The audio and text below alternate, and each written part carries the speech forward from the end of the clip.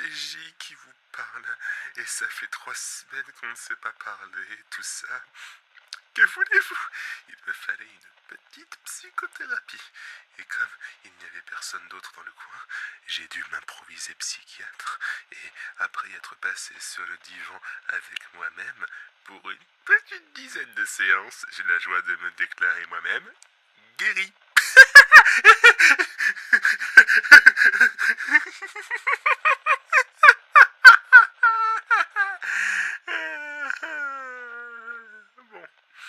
Bon, je ne sais pas si je suis un médecin très compétent, mais mon patient a été très coopératif. J'ai donc décidé de lui accorder une petite liberté surveillée, histoire de voir s'il fait ses preuves. Et pour le moment, mon patient fait de gros efforts pour retourner à la vie civile. Bref, je suis de retour, et tout va bien se passer. Après tout, ce n'est pas comme si quelque chose allait surgir de nulle part pour à nouveau me faire passer une journée de... Oh putain de saloperie! Où il est? Qui est ce connard? Je vais lui casser la gueule, je vais lui faire bouffer ses dents, je vais lui arracher la tête, je vais lui faire chier dans son propre cou.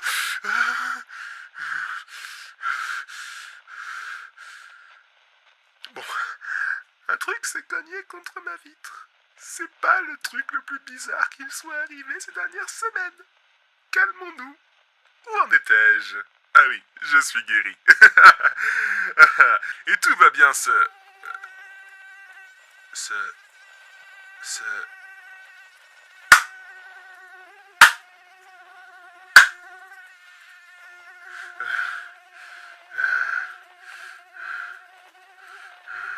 Reviens ici, salope!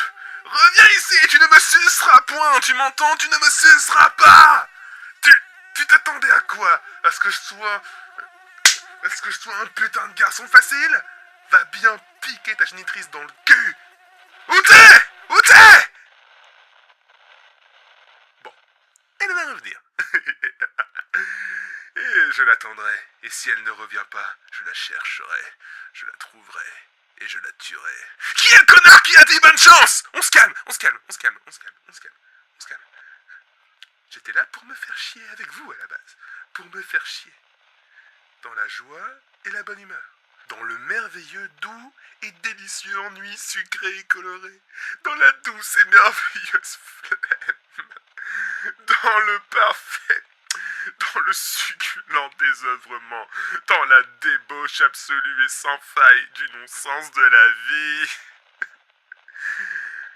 Oui, je vais très bien. Non, je suis pas en train de pleurer. C'est toi qui es en train de pleurer. Va crever, je te déteste. Personne ne t'aime. Tu es tout seul dans une boîte de conserve de merde, en train de parler à un monde vide de toute humanité. Va te faire foutre. Non, je suis pas en colère. T'es en colère. Non, je suis pas pathétique. T'es pathétique. Non, je fais pas de transfert. Tu fais un putain de transfert de merde. Reviens, salope! Je vais t'arracher les ailes à la pince à épiler, je vais te couper la trompe au scalpel, et je vais crever ton abdomen à coups de cure-dent. Où tu es? Où tu es? Où tu es? Je m'en fous, je t'aurai.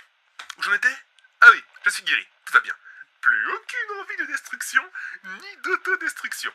Plus de crise de nerfs, tout va bien. Et au cas où vous vous demanderiez ce qu'il y a sous le masque d'une fille du silence, allez vous faire sodomiser par un dragon d'or. Merci d'avance. Bon, c'est pas tout ça, mais il serait peut-être temps de passer au point du jour. Donc aujourd'hui, nous allons surtout vous donner des infos sur comment prolonger encore un peu plus votre souffrance dans ce monde désolé et désolant qu'est celui de la convergence. Comment survivre encore un petit peu dans cet enfer qui ne nous offre qu'agonie, douleur et tourment. Ça a l'air peu ragoûtant. Il faut croire que l'instinct de survie fait de nous des masochistes. Et pour vous laisser assimiler cette info, je vous laisse avec The Day of the Wolves, Dear Zen. Ouais, une chanson sur le Ragnarok. J'espère juste que des loups ne viendront pas dévorer le soleil et les 3 lunes. Bref, musique et... La putain de sa mère, c'est quoi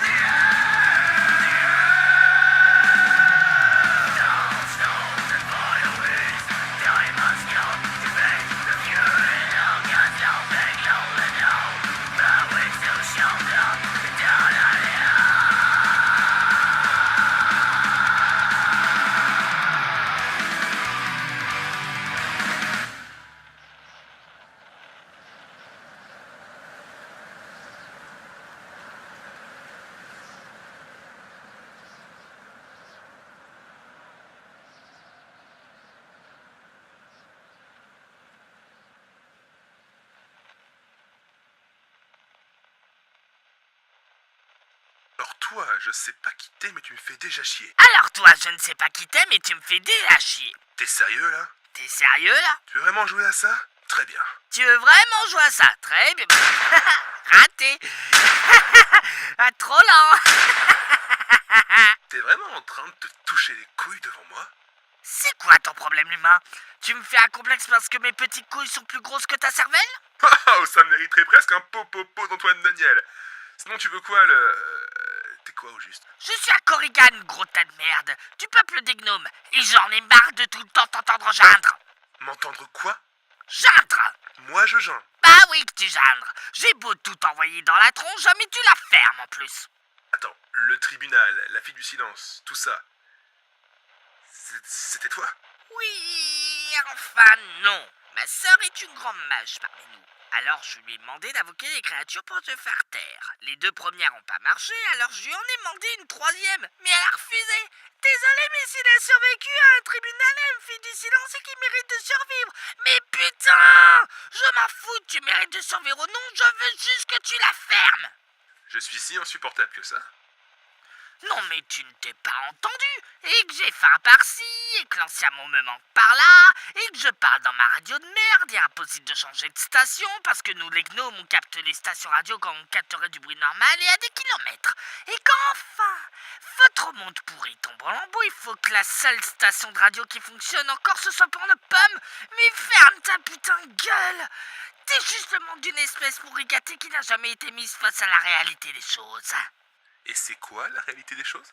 C'est que vous êtes inadaptés, vous allez disparaître, vous êtes dispersés, sans organisation. Ah, mon bras! Règle numéro 1 pour survivre à Convergence Land. Enfin, après le cardio, la ceinture et le double tap. Ne jamais tourner le dos à celui qui tient la baguette magique. Parce que oui, mes amis, j'ai déterré la baguette magique d'André et je me suis un peu entraîné à lancer quelques sorts. Ah, c'est bon, pas besoin d'audio-description. Tu penses quoi de mon éclair de dents, petit? Ah, putain, ça fait mal, arrête, connard! Oh, mais tu vas arrêter de geindre. J'ai mal par-ci, j'en ai marre de t'écouter par-là.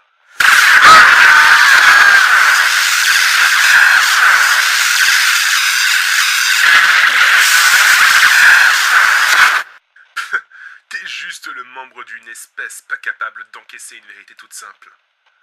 C'est qu'on ne reste pas l'espèce dominante d'une planète plusieurs millions d'années sans avoir plus d'un tour dans son sac, et que peut-être que je pleurniche pour passer le temps.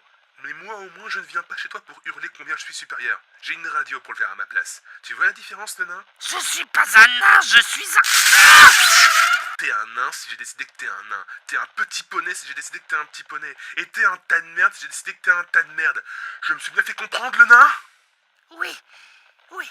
Très bien, alors commence par dire « Je suis désolé d'être venu chez toi, Judy Kael. » Je suis désolé d'être venu chez toi, Judicael. Je suis un petit con qui ne connaissait pas sa place. Mais tu vas bien l'être. Je suis un petit con qui connaissait pas sa place. Je vais partir et ne jamais revenir. Je vais partir et ne jamais revenir. Parce que si je reviens un jour, je vais me faire plomber comme l'être inférieur que je suis. Parce que si je reviens un jour, je vais me faire plomber comme l'être inférieur que je suis. Eh bien voilà, tu vois qu'avec une bonne dose de discussion, on peut surmonter tous les problèmes. Attends, tu fais quoi? Je te montre la sortie. Aïe! Allez, bonjour chez vous, petit enculé.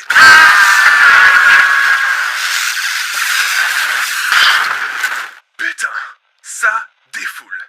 Bon, je crois que j'allais me poser dehors, sur mon transat avec le micro et un peu de jus de fruits fermenté. Vous en dites quoi, les amis? Au pire, vous en dites rien, c'est moi qui décide comme d'hab. Le temps que je m'installe, je vous mets un peu de musique, à savoir For Now I'm Fine de Toys in the Forest. En voilà une chanson quelle est de circonstance. I'm not in a hurry. I'm young and I am free. Do you take some time to read? Will you take some time for me?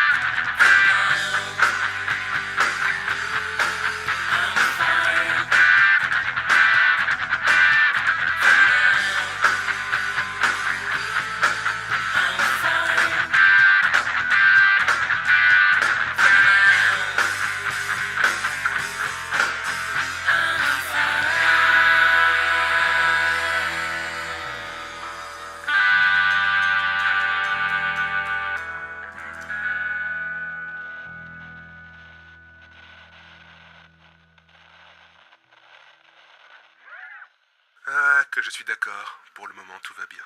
Pas de dévoreurs, pas de dragons, pas de filles du silence, sexy mais bizarre, pas de tribunaux pour casser les couilles, pas de gnomes farceurs. La tranquillité. Et en prime, je suis avec vous, chers auditeurs, et un verre à la main. J'ai même réussi à réparer le congèle pour me faire des glaçons. C'est que cet endroit commence à devenir confortable. Bref, je ne l'ai pas fait depuis longtemps. Il est grand temps de vous donner quelques infos sur les menaces les plus courantes que l'on peut trouver dans notre monde post-apocalyptique de la convergence. Et vous avez dû le remarquer, même si on laisse de côté les dragons, mais Dieu merci, ils sont plutôt rares, le ciel n'est pas sûr, principalement à cause de créatures immondes, j'ai nommé les harpies. Les harpies, c'est compliqué. En gros, c'est des humains avec des ailes au niveau des bras, mais qui ont tout de même des mains et des pouces opposables, des griffes à la place des ongles et des serres à la place des pieds. Déjà, les harpies ne sont pas des animaux, mais une espèce humanoïde intelligente exclusivement féminine. Et attention, c'est glauque, mais la méthode de reproduction de ces damoiselles consiste à enlever des hommes pour... copuler quoi. Jusque-là, on va dire que ça pourrait presque être tolérable. Je veux dire, les harpies ne sont pas si différentes physiquement de nous. Et je pense que même un homme n'ayant aucune attirance pour les furies pourrait les trouver belles. Mais il se trouve que les harpies ont un faible pour les hommes déjà pris ou très jeunes, voire tout juste pubères. Bref, à se rabattre uniquement sur les hommes qui, a priori, ne voudront pas d'elles. Et il semblerait que cela soit par plaisir de faire souffrir les hommes. Délicieux. Parfaite transition, parce que, un peu façon menthe religieuse, les harpies tuent les hommes qui les fécondent au moment de jouir, généralement en mangeant leur cœur. Les harpies ne mettent au monde que des femelles, et malgré les nombreux métissages que leur mode de reproduction sous-entend, leur espèce n'a pas évolué depuis leur découverte en 1000 avant Jésus-Christ. Il semblerait d'ailleurs que les jeunes harpies ne gardent des caractéristiques de leur père que dans 0,001% des cas, que ces caractéristiques sont souvent minimes, et qu'en plus, la présence de ces caractéristiques conduit la mère soit à abandonner le dit enfant, soit à carrément le dévorer. Marlène Schiappa me paraît beaucoup plus sympathique d'un coup. Enfin voilà, ça c'est pour essayer de vous faire oublier tout sentiment de pitié à l'égard de ces erreurs de la nature.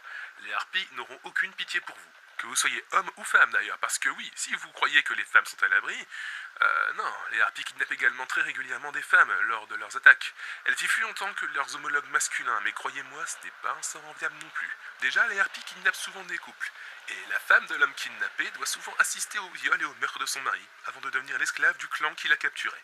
Esclave sexuel pour commencer parce que les harpies n'ont de rapport hétérosexuel que dans un but reproducteur. Mais quand il s'agit de plaisir, elles n'ont de rapport qu'entre femmes, et les humaines semblent leur plaire tout autant que leurs congénères.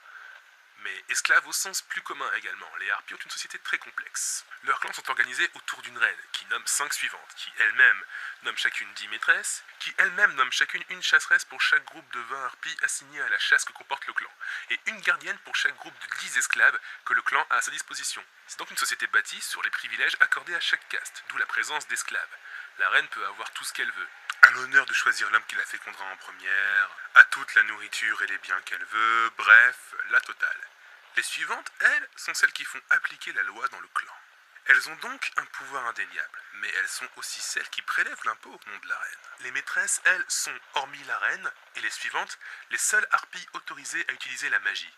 Magie des harpies qui est redoutable, mais on n'en parlera pas aujourd'hui. Et c'est là que la société des harpies devient complexe. Les maîtresses sont la clé de voûte de leur clan. Elles tiennent les boutiques permettant à toutes les harpies de se soigner, de se procurer des substances psychotropes, de se fournir des armes et des protections magiques, des habits, des esclaves, ou des féconds comme ils appellent les hommes capturés. Il est donc question de bien se faire voir d'elles pour avoir au choix le poste de gardienne ou de chasseresse, et ainsi monter en échelon au fur et à mesure. Les suivantes généralement étant nommées parmi les maîtresses, quand une maîtresse grimpe d'un échelon, elle met à sa place une de ses petites protégées, et ainsi de suite. Ceci dit, une reine n'est absolument pas forcée de se plier à ça, et peut nommer ses suivantes comme elle veut. Donc il est très possible pour une harpie de travailler toute sa vie pour devenir suivante, et de ne jamais y parvenir malgré ses efforts. Maintenant je comprends un peu mieux pourquoi elles ont la haine, c'est vraiment n'importe quoi leur système politique. Bref. La reine, elle, est choisie non pas sur le principe de transmission de mère en fille, mais est choisie parmi les suivantes en fonction au moment de la mort de la dite reine, qui se battent à mort jusqu'à ce qu'il n'en reste qu'une. Quel rapport entre tout ceci et les esclaves? Eh bien, maintenant que vous voyez comment fonctionne leur société, vous allez comprendre un petit peu mieux pourquoi elles ont toutes à ce point envie de ramener des esclaves au bercail. En effet, le modèle de société des harpies est un modèle ultra-capitaliste sans argent. Comme quoi tout arrive. Les membres d'un clan sont en compétition constante. Et les 100 grades ou ailes blanches sont les plus à plaindre. Là où les gardiennes sont en sécurité, en compagnie d'esclaves et nourries, logées, entretenues et protégées, et renforcées magiquement par la maîtresse qui les nomme, au même titre que les chasseresses d'ailleurs, qui elles ont en plus le droit de vie et de mort sur tous les membres de leur groupe de chasse, autant les ailes blanches sont dépendantes de leur propre chasse, voire de ce qu'elles peuvent garder de leur propre chasse quand elles peuvent garder quelque chose, étant donné qu'elles sont supposées tout remettre à leur chasseresse. Elles n'en ont qu'une envie, quand elles sont en chasse, ramener le plus d'esclaves et le plus de viande possible pour sortir de leur misère et montrer le maximum de mépris envers les races terrestres, surtout les humains et plus particulièrement les hommes, parce que c'est cela qui fait, d'après les mœurs de cette race, la sève d'une vraie harpie. Bon, là, mes amis, il se peut que vous ayez un élan de compassion pour ces créatures. Je peux comprendre. Si c'est le cas, je vous conseille d'oublier toute tentative de pacifisme. Malheureusement, les harpies ne sont pas sensibles au dialogue. Elles ont trop peur de la faim, de la honte, de la disgrâce ou de stagner dans leur rang social actuel pour avoir ne serait-ce qu'une once de pitié pour un humain. Alors que faire? D'abord, si vous avez affaire à une harpie aux ailes blanches. Parce que oui, les maîtresses et autres harpies de rang supérieur tatouent les autres harpies en fonction de leur avancée sociale. Donc, des plumes blanches, une harpie sans grade, ce qui veut dire une harpie jeune, inexpérimentée, qui a faim, qui se drogue probablement à des niveaux tout juste supportables pour tenir le coup, et j'en passe. Ne vous attendez pas à des attaques complexes venant d'elles. Elles vont plonger en piqué, soit pour vous lacérer, soit pour essayer de vous emporter avec leur serre. Donc comment on se défend? Pour esquiver, attendez le dernier moment, courez et mettez-vous à terre. Elles attaqueront dans le vide. Ça ne marchera qu'une ou deux fois, par contre. Alors ce sera surtout utile pour gagner du temps. Il faudra ensuite soit lui échapper, ce qui est difficile vu qu'une harpie dont la force de l'âge peut faire des pointes à plus de 60 km/h, soit se défendre, et là je vais en parler. Si vous avez une arme à feu et que vous êtes bon tireur, il y a plusieurs stratégies. Viser le corps peut les faire battre en retraite, mais ça ne les empêchera pas de fuir. Les blessures au tronc ne sont pas forcément les plus dévastatrices, étant donné que les harpies ont des capacités de coagulation supérieures à celles d'un humain. Le tir à la tête est une bonne option. Cela dit, bonne chance pour toucher la tête d'une cible volante aussi rapide. Non, la meilleure option est de viser les ailes. Une balle dans le bras d'une harpie, c'est une harpie qui va tomber au sol très rapidement. Et une harpie au sol est aussi dangereuse qu'un poisson hors de l'eau. Les muscles, bien que forts de ses jambes, ne sont pas habitués aux longues marches. Et ses serres sont peu pratiques pour la marche. Et la course, n'en parlons même pas. Viser les jambes est aussi une bonne option. Sans la force de ses serres, une harpie est beaucoup moins dangereuse. Certes, les griffes de ses mains sont tranchantes, mais leur stratégie, qui consiste à attaquer sans s'attarder, nécessite la force de leurs serres qui peuvent couper un membre d'un seul coup. Leurs griffes, elles, si elles ne s'engagent pas dans un duel prolongé, ne vous feront que des blessures superficielles, à moins d'un gros coup de chance ou d'une attaque ciblée sur un point vital exposé. Mais protégez vos yeux, votre cou, votre torse et vos couilles, ou équivalent féminin, et tout devrait bien se passer si vous les privez de leurs serres. Et si vous tombez sur une harpie plus haute dans la hiérarchie? Bon, déjà, vous ne tomberez que sur des chasseresses, vu que les autres restent au nid. Et si vous êtes dans un nid? Si on vous y a emmené de force, toutes mes condoléances, si vous êtes allé de plein gré, vous savez, vous tirer une balle serait plus rapide si vous voulez mourir. Les chasseresses, donc, on les reconnaît à leurs plumes rouges, même si le nombre est variable. En fait, les chasseresses se font tatouer une plume de chacune de leurs ailes en rouge quand elles entrent en fonction, et gagnent une plume rouge de plus quand elles reviennent avec une chasse particulièrement fructueuse. Donc, premier indice, plus il y a de plumes rouges, plus la chasseresse sur laquelle vous êtes tombé est douée dans ce qu'elle fait. Ensuite, le corps des chasseresses est couvert de tatouages lumineux qui sont en fait des enchantements, qui les protègent contre toutes les magies terrestres, donc eau, feu, terre, air et vie. Les magies célestes marchent toujours. Ces tatouages les rendent également beaucoup plus résistantes aux attaques physiques, attaques à main nue, au corps à corps ou armes à feu. Mais pas invulnérables. Par contre, les chasseresses sont beaucoup plus rapides. Elles peuvent faire des pointes à 90 km/h, ce qui peut les rendre quasi impossibles à toucher. Mais c'est aussi la source de leur faiblesse. Une harpie à pleine vitesse ne peut faire aucun virage, elle doit d'abord ralentir. Alors si une harpie, qu'elle soit chasseresse ou pas, vous arrive dessus à toute allure, ne fuyez pas, sortez votre arme et faites un carton. Et si c'est une chasseresse, soyez juste moins économe en munitions. Mais les ailes ou les serres sont aussi à privilégier. Et si vous n'avez pas d'arme à feu, ma foi, si vous avez une arme de corps à corps, attendez que la harpie arrive sur vous. Accrochez-vous et tapez en visant sur tous les bras. La harpie va perdre de l'attitude et tomber avec vous. Et si vous avez été assez rapide, la chute ne sera pas mortelle. Par contre, vous prendrez sûrement quelques sales blessures dans l'échange. Alors si vous ne portez pas une lourde armure, prévoyez de quoi vous soigner. Voilà, c'est à peu près tout. Si vous tombez à nouveau sur une harpie, vous savez quoi faire. Et moi, je crois que je vais me resservir un jus de fruits fermentés et profiter un peu de cette ambiance bucolique et sinistre comme je les aime.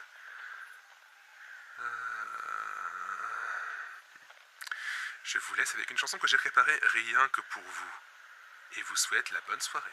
C'était J pour Radio Résistance. la première, dernière et unique radio des terres mortes. Et n'oubliez pas, humain, gnome ou nain, si vous écoutez ce message, vous êtes la résistance.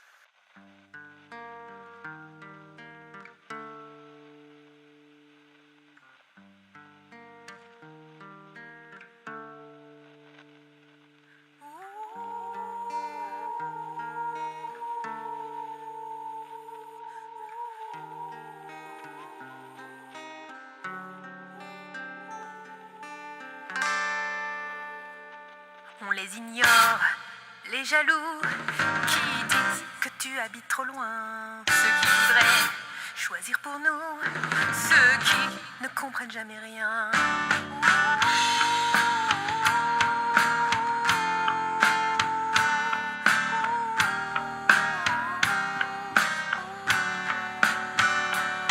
Alors ça ne marchera jamais. Levons nos verres, levons nos doigts. Ils n'ont pas d'exemple à donner. Vivons nos rêves comme il se doit. Je connais des distances bien pires que tes kilomètres charmants. J'en connais qui s'entre-déchirent quand ils se voient régulièrement. Et tu seras dans les nuages. Il y aura le dragon. Je n'aurai plus peur de l'orage. Tu viendras me voir en avion. Et je serai sur un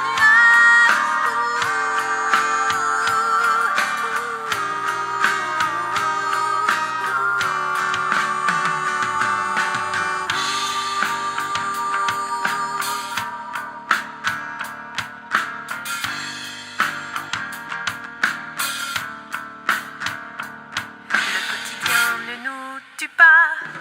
Tu es toujours à ma conquête. À qui jamais tu ne seras. Chaque rendez-vous est une fête. Et je serai dans les nuages. Tu as tué tous les dragons. Même si le temps passe à l'orage. Repasse me voir à l'occasion. Et tu seras dans les nuages. Il y aura le dragon. Je n'aurai plus peur de l'orage. Tu viendras me voir en avion. Et je serai sur un